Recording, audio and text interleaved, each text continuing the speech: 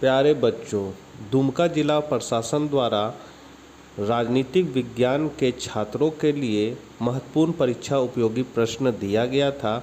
उसी में से आज मैं 5वां सेट को बता रहा हूं। शुरू करने से पहले आपसे निवेदन है कि चैनल पर पहली बार है तो ज़रूर सब्सक्राइब कर लें, घंटी के आइकन को दबाकर ऑल नोटिफिकेशन ऑन कर लें, साथ ही राजनीति शास्त्र के बच्चों को यह वीडियो ज़रूर शेयर करें। तो चलिए हम लोग आज कुछ नया सीखते हैं। पहला क्वेश्चन है आपका, अति लघु उत्तरीय पर्यावरण के अर्थ को स्पष्ट करें। 2019 में यह क्वेश्चन आया था। पर्यावरण उन सभी भौतिक, रासायनिक एवं जैविक कारकों की संगठित इकाई है जो किसी जीवधारी और पारितंत्रिक आबादी को प्रभावित करते हैं तथा उनके रूप, जीवन और जीविता को तय करते हैं। दूसरा क्वेश्चन है, भारत के 2 राष्ट्रीय राजनीतिक दलों के नाम लिखिए। तो भारतीय जनता पार्टी और कांग्रेस। गुट निरपेक्ष आंदोलन का पहला सम्मेलन किस वर्ष तथा कहाँ संपन्न हुआ था? तो पहला सम्मेलन 1961 में यूगोस्लाविया के राजधानी बेलग्रेड में हुआ था। फिर है, शीत युद्ध के लिए कौन 2 महाशक्तिशाली राष्ट्र उत्तरदायी थे? तो सोवियत संघ और अमेरिका। अप्रवासी किसे कहते हैं? तो अपना देश छोड़कर दूसरे देश में निवास करने वाले व्यक्ति दूसरे देश के लिए अप्रवासी कहे जाते हैं। पर्यावरण के अर्थ को स्पष्ट करें। पर्यावरण का तात्पर्य उस समूची भौतिक, अजैविक एवं जैविक व्यवस्था से है जिसमें जीवधारी रहते, बढ़ते, पनपते और अपनी स्वाभाविक प्रवृत्तियों का विकास करते हैं। भारत के पहले राष्ट्रपति और वर्तमान राष्ट्रपति के नामों को लिखें। तो पहले राष्ट्रपति थे डॉक्टर राजेंद्र प्रसाद और वर्तमान में राष्ट्रपति हैं आपका द्रौपदी मुर्मू। यह राव कोविंद पुराना है, अभी हो गए हैं द्रौपदी मुर्मू। किन्हीं 5 प्रश्नों को उत्तर दें। तो नए सामाजिक आंदोलन क्या है? भारत में उनके प्रमुख उद्देश्यों का वर्णन करें। तो जन आंदोलन अथवा सामाजिक आंदोलन जनता और सरकार के बीच कड़ी का काम करते हैं और सरकार को जनता से बांधे रखते हैं। ऐसा ना हो तो सरकार जनता से दूर चली जाती है और लोकतंत्र में कमजोरी आती है। ये आंदोलन समय के बदलाव के कारण उभरी नई समस्याओं, नए मुद्दों तथा लोगों की नई उभरती आकांक्षाओं पर प्रकाश डालते हैं और सामाजिक परिवर्तन की गति को तेज करने में सहायक होते हैं। 9वां नंबर क्वेश्चन है, भारत और चीन के मध्य विवाद के मुख्य बिंदुओं की विवेचना कीजिए। तो भारत और चीन के बीच विवाद के प्रमुख मामले निम्नलिखित है। सीमा विवाद। चीन ने पाकिस्तान के साथ संधि करके सन 1963 में कश्मीर का कुछ भाग अपने अधीन कर लिया था, जिसे तथाकथित पाकिस्तान द्वारा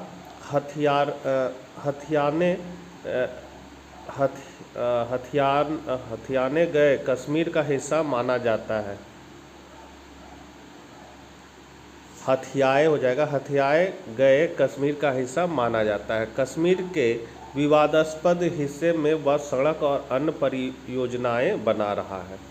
दूसरा, चीन ने सन 1962 ईस्वी में लद्दाख और अरुणाचल प्रदेश पर अपने दावे को जबरन स्थापित करने के लिए भारत पर आक्रमण कर दिया था, जिसकी वजह से हिंदी चीनी भाई भाई की भावना और एशिया के 2 महान पड़ोसी देशों के सदियों पुराने चले आ रहे मित्रता के संबंधों को भारी ठेस पहुंची। चीन भारत के एक राज्य अरुणाचल प्रदेश पर अपना दावा करता है। चीन ने यह मानने से भी इनकार कर दिया है कि सिक्किम भारत का अभिन्न अंग है।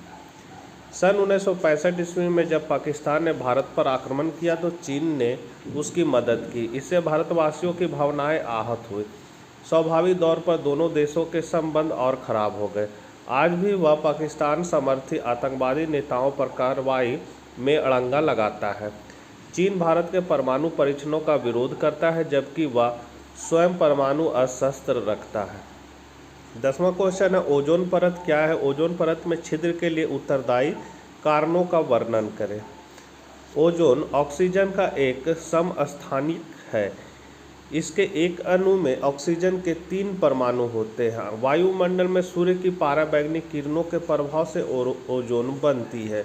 यह पृथ्वी के चारों ओर एक सुरक्षा छतरी की तरह पाई जाती है और पृथ्वी की ओर आने वाली पराबैंगनी विकिरणों को रोक लेती है।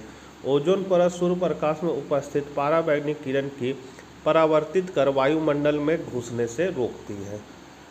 मंडल आयोग की सिफारिशों का वर्णन कीजिए। तो मंडल आयोग का गठन जनता पार्टी की सरकार ने 1779 ईस्वी में पिछड़े वर्ग के लोगों की पहचान करने व उनके लिए शिक्षण संस्थाओं व सरकारी नौकरी में आरक्षण निश्चित करने के लिए किया था, जिसमें शैक्षणिक व सामाजिक पिछड़ेपन को आधार माना गया है। मंडल आयोग ने अपनी रिपोर्ट 1980 में ही दे दी थी, परंतु इसको वीपी सिंह की सरकार ने 1989 में लागू किया। इस रिपोर्ट के लागू होने से, जिसमें 27% के आरक्षण की व्यवस्था की गई थी, पूरे देश में हिंसात्मक झगड़े प्रारंभ हो गए। इस रिपोर्ट के लागू होने के बाद भारत में आरक्षण की राजनीति प्रारंभ हो गई, जिसने समाज का व राजनीति का ध्रुवीकरण कर दिया। पिछड़ा वर्ग राजनीतिक सत्ता के लिए संघर्षमय हो गया। इससे प्रांतों व केंद्र की राजनीति दोनों प्रभावित हुई। अगला है मिजोरम में घटित पृथकतावाद आंदोलन का वर्णन करें। तो आज़ादी के बाद मिंजो पहाड़ी क्षेत्र को असम राज्य के अंतर्गत एक स्वायत्त जिले के रूप में गठित किया गया था। कतिपय मिंजो जनजाति के नेताओं का विश्वास था कि कभी भी ब्रिटिश भारत के अंग नहीं रहे, अतः उन्हें भारतीय संघ में शामिल नहीं किया जा सकता। 1959 में मिंजो पहाड़ी क्षेत्र में भयंकर सूखे की स्थिति उत्पन्न हुई, जिसका समाधान असम की सरकार द्वारा नहीं किया जा सका। परिणामतः मिजोरम में आतंकवादी आंदोलन अधिक जोर पकड़ गया।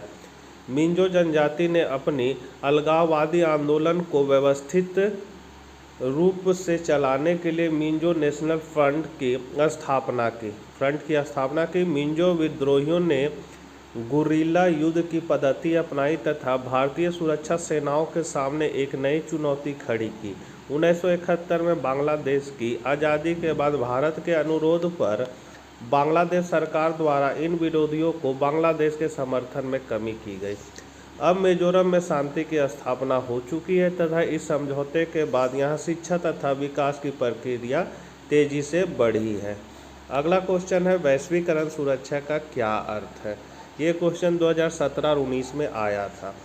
संकुचित अर्थ में वैश्विक सुरक्षा का आशय विश्व के मनुष्यों की सुरक्षा है, परंतु व्यापक अर्थ में इसका अर्थ विश्व स्तर पर समस्त मनुष्यों की सुरक्षा के साथ साथ उसके चारों ओर घिरे वातावरण प्रकृति की भी सुरक्षा है, जिससे जीने के लिए स्वच्छ माहौल मिल सके। इस धारणा के तहत शारीरिक सुरक्षा अर्थात वैश्विक शांति के साथ साथ वैश्विक ताप वृद्धि से सुरक्षा, आतंकवाद से सुरक्षा, ब्लड फ्लू, एड्स, HIV आदि महामारियों से सुरक्षा एवं प्राकृतिक आपदाओं से सुरक्षा भी है। इस व्यापक धारणा की उत्पत्ति 1990 के दशक में हुई। वैश्विक सुरक्षा से सारे पृथ्वीवासी संबंधित हैं तथा इसकी सुरक्षा अकेले किसी एक व्यक्ति, समुदाय, राष्ट्र से संभव नहीं है। इस कारण इसका प्रभाव क्षेत्र विश्वव्यापी है।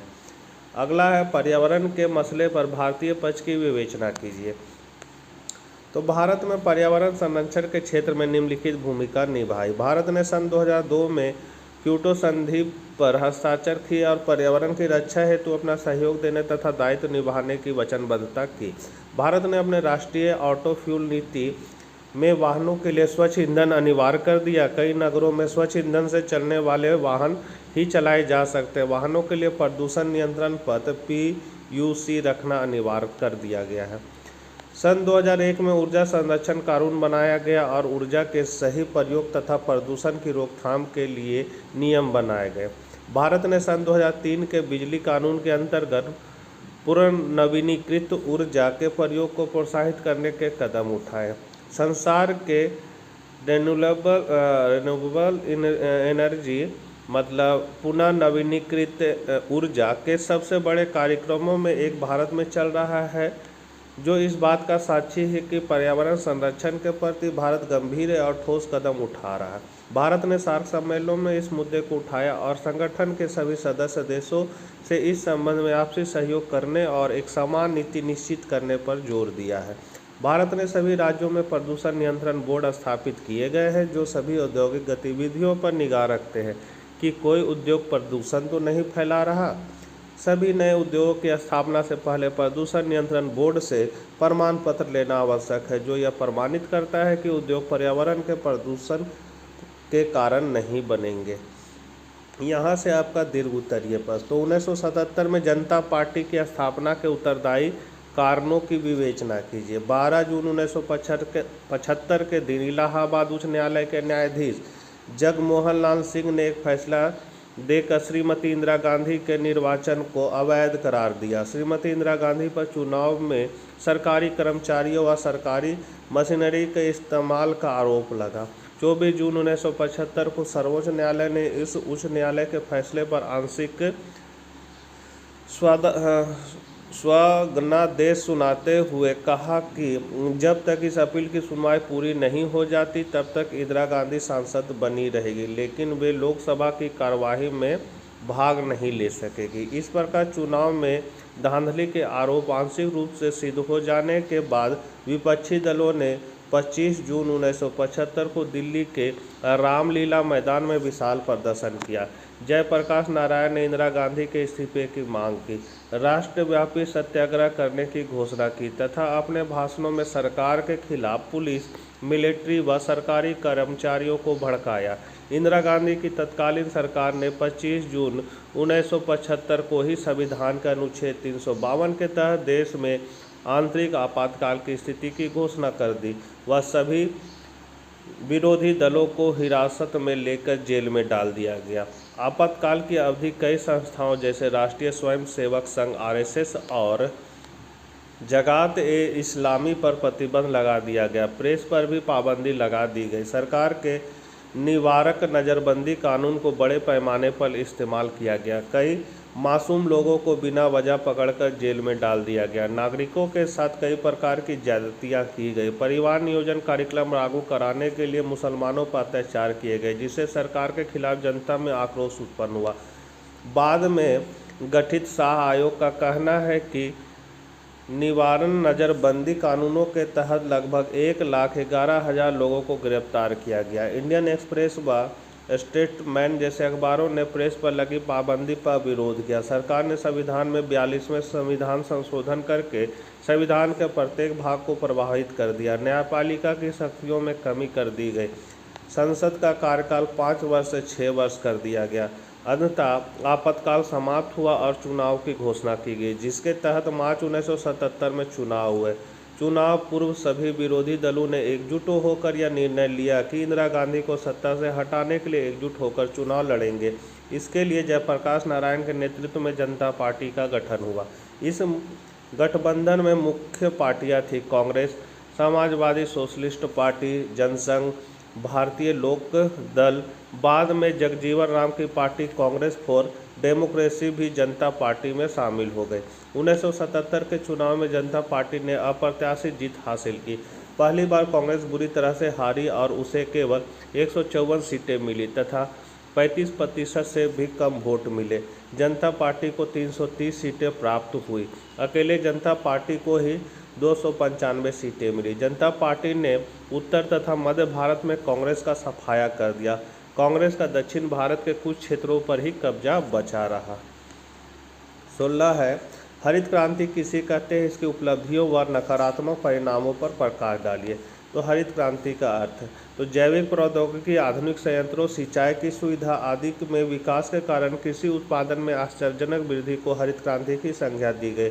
1966-67 में सरकार ने खाद्य सुरक्षा को सुनिश्चित करने के लिए कृषि की एक नई रणनीति अपनाई। इस नीति के तहत सरकार ने उच्च गुणवत्ता के बीज, उर्वरक, कीटनाशक व बेहतर सिंचाई सुविधा बड़े अनुदानित मूल्य पर मुहैया कराना शुरू किया। साथ ही सरकार ने इस बात की भी गारंटी दी कि उपज को एक निर्धारित मूल्य पर खरीद लिया जाएगा। इसे ही हरित क्रांति की संज्ञा दी गई। हरित क्रांति के सकारात्मक परिणाम, पहला, हरित क्रांति में किसान अधिक गेहूं तथा चावल उत्पन्न करने में समर्थ हुए। किसानों के पास अब बाजार में बेचने के लिए काफ़ी अनाज उपलब्ध हो गया। साथ ही किसानों के जीवन स्तर में सुधार हुआ। हरित क्रांति के कारण कृषि में मंझोले दर्जे के किसानों यानी मध्यम श्रेणी के भूस्वामित्व वाले किसानों का उद्धार हुआ। उन्हें कृषि पद्धति में आए बदलावों से फायदा हुआ। देश के अनेक हिस्सों में ये प्रभावकारी बनकर उभरे। तीसरा, खाद्यान्नों के उत्पादन एवं उत्पादकता में भारी वृद्धि हुई। चौथा, खाद्यान्नों का आयात समाप्त हुआ। पाँचवा, सर्वाधिक लाभ गेहूं की फसल को, गेहूं उत्पादन में 6 गुना वृद्धि हुई। छठा, खाद्य सुरक्षा की अवधारणा को बल मिला। सातवां, राष्ट्रीय आय में वृद्धि हुई। आठवां, हरित क्रांति का सर्वाधिक प्रभाव पंजाब एवं हरियाणा राज्यों में हुआ। इन राज्यों में कृषि विकास एक प्रतिष्ठित फसल गेहूं है। आंध्र प्रदेश एवं तमिलनाडु में चावल की खेती में अभूतपूर्व वृद्धि हुई। हरित क्रांति के नकारात्मक परिणाम। हरित क्रांति से धनी किसानों और बड़े भूस्वामियों को बहुत ज़्यादा लाभ हुआ। इस क्रांति का सबसे बुरा परिणाम यह हुआ कि गरीब किसानों और भूस्वामियों के बीच का अंतर मुखर हो गया। इससे समाज के विभिन्न वर्गों और देश के अलग अलग इलाकों के बीच ध्रुवीकरण तेज हुआ। पंजाब, हरियाणा और पश्चिमी उत्तर प्रदेश जैसे इलाके कृषि के लिहाज से समृद्ध हो गए, जबकि बाकी इलाके खेती के मामले में पिछड़े रहे। इसका प्रभाव सिर्फ गेहूं जैसी फसलों पर ही हुआ, अन्य फसल उपेक्षित ही रह गई। रासायनिक उर्वरक एवं कीटनाशक के अधिक प्रयोग के कारण मृदा लवणीकरण, भौम जल प्रदूषण, पोषक असंतुलन, नए कीटों व रोगों का प्रकोप तथा पर्यावरणीय समस्याएं भी उत्पन्न हो गई। 17 है, राजनीतिक दल बदल क्या है, इसके क्या परिणाम हुए। ये क्वेश्चन 17 और 19 में आया था। तो राजनीतिक दल बदल, भारत की राजनीति में ध्यानाकर्षण करने वाली कुरीति बुराई दल बदल रही है। 1967 के आम चुनाव में एक खास बात दल बदल की रही। इस विशेषता के कारण कई राज्यों में सरकारों के बनने और बिगड़ने की महत्वपूर्ण घटनाएं दृष्टिगोचर हुई।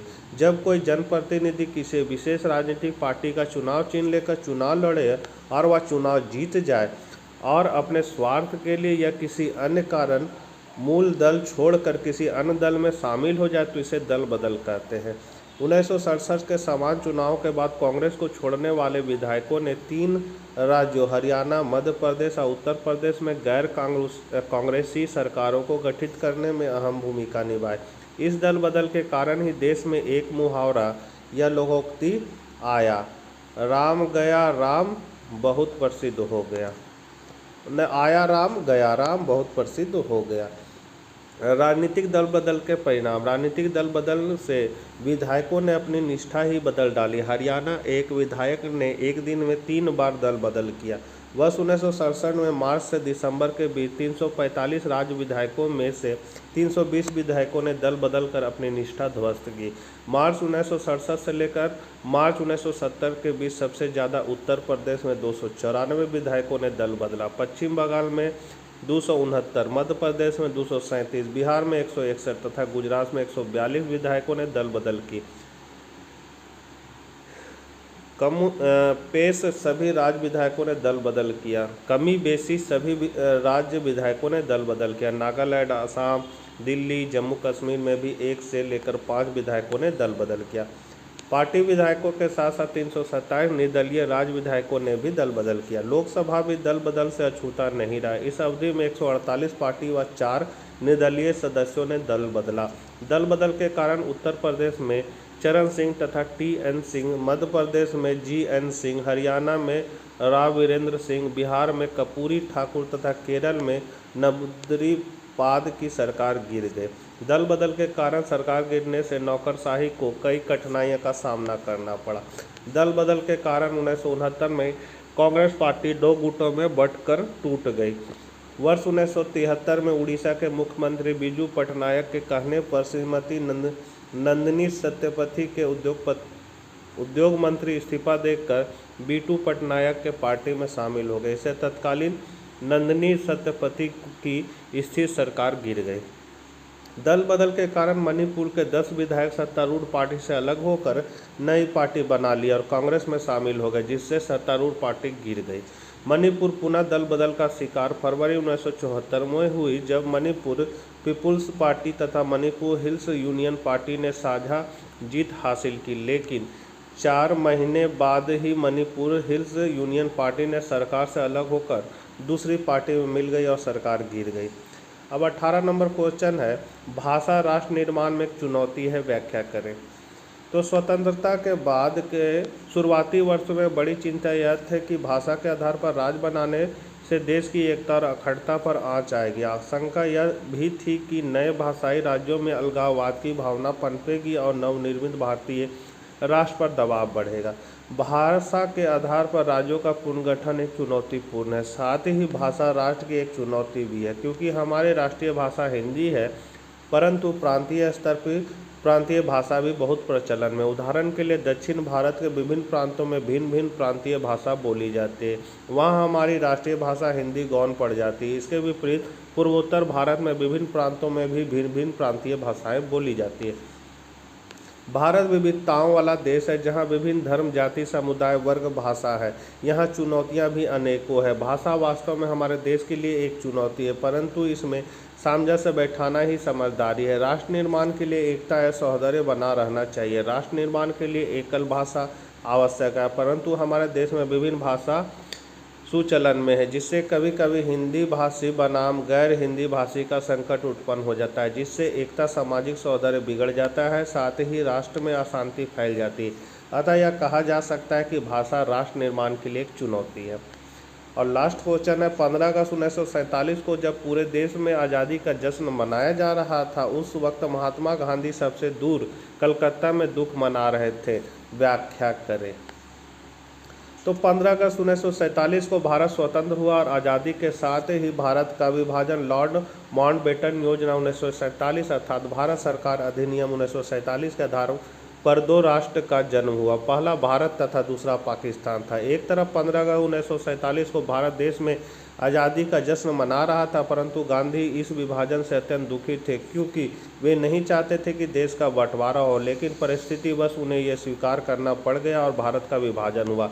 गांधी जी चाहते थे कि भारत का विभाजन न होकर हिंदू और मुसलमान दोनों समुदाय मिलकर रहेंगे, वह मुसलमानों का पूर्ण विकास सुनिश्चित किया जाएगा, परंतु मुस्लिम लीग के लोगों पर इसका कोई प्रभाव नहीं पड़ा। जिन्ना के द्वारा प्रारंभ की गई सीधी कार्रवाई के फलस्वरूप हुए सांप्रदायिक झगड़ों से गांधी जी को अत्यंत दुख हुआ। उन्होंने पाकिस्तान की मांग के विरुद्ध आमरण अनशन भी किया, परंतु परिस्थितियों के सामने उन्हें भी विभाजन की वास्तविकता को स्वीकार करना पड़ा। आज़ादी के तुरंत बाद ही हिंदू मुस्लिम दंगे शुरू हो गए। उसी समय बंगाल के नोआखाली में हिंदू मुस्लिम दंगे भड़क उठे। इस स्थिति को भांपते हुए गांधी जी कलकत्ता पहुंचे और हिंदू मुस्लिम दंगे को समाप्त करने के लिए अपना पूरा जी जान लगा दिया। उन्हें अपार दुख हो रहा था, परंतु वास्तविकता यह थी कि देश तो आज़ाद हुआ, साथ ही विभाजन का कड़वा दंश भी झेलना पड़ा। तो बच्चों, ये थे कुछ महत्वपूर्ण प्रश्न। जाते जाते आपको जरूर एक नज़र देख लेना है। मिलते हैं नेक्स्ट वीडियो के साथ, तब तक आज्ञा दीजिए। Bye bye.